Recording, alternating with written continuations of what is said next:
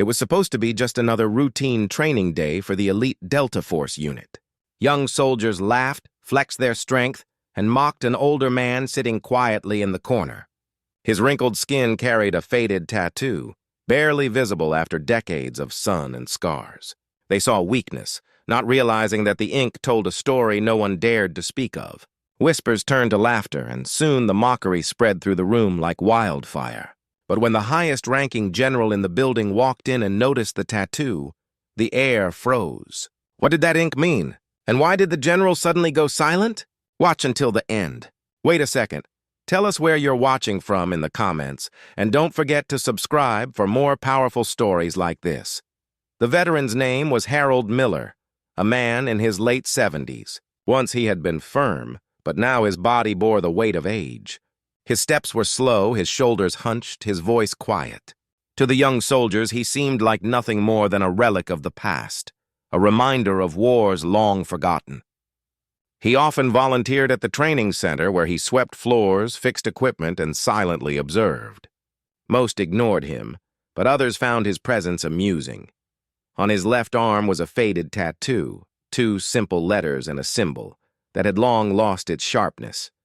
The younger recruits didn't know its meaning, so they treated it as a joke, calling it Grandpa's Doodle.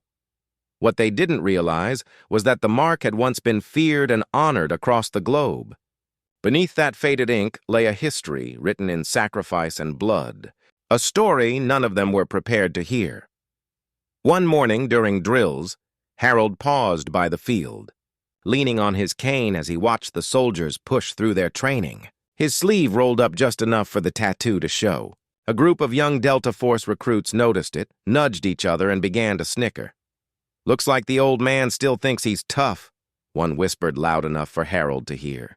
Another added, "Bet that tattoo means he was part of some bar fight, not a war." Their laughter echoed across the yard, drawing the attention of those around them. Harold said nothing. His eyes stayed steady, locked on the ground.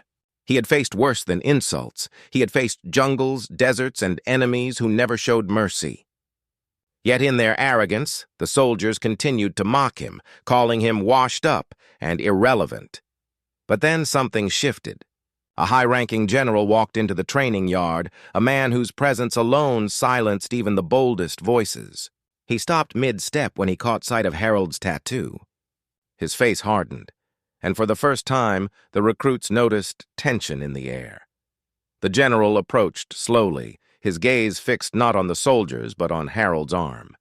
With a firm but quiet voice, he ordered the laughter to stop. Confused, the young men fell silent, unsure of what they had done wrong.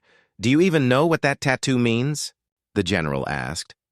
His tone carried weight, and the recruits suddenly felt uneasy.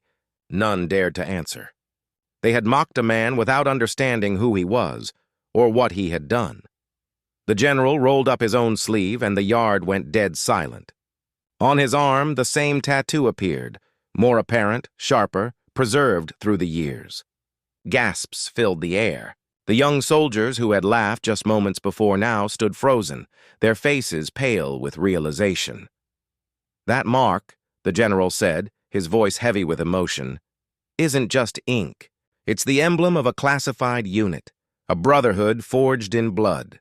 These men fought in places you'll never read about, missions too dangerous to be recorded. They carried out the work that kept your parents and this nation alive." The recruits looked back at Harold, the frail man they had mocked. For the first time, they didn't see weakness. They saw a warrior, a living legend who had endured battles that shaped the very freedom they enjoyed. The weight of their ignorance pressed on them like stone. From that day on, Harold was never laughed at again. The recruits who once mocked him now greeted him with respect, some even asking him to share his wisdom and stories. Though he rarely spoke of the past, his silence alone carried more power than their words ever could. The general's act had changed everything. In that moment, the young soldiers realized that greatness doesn't always wear a uniform anymore. Sometimes it hides behind old age, faded tattoos, and quiet dignity.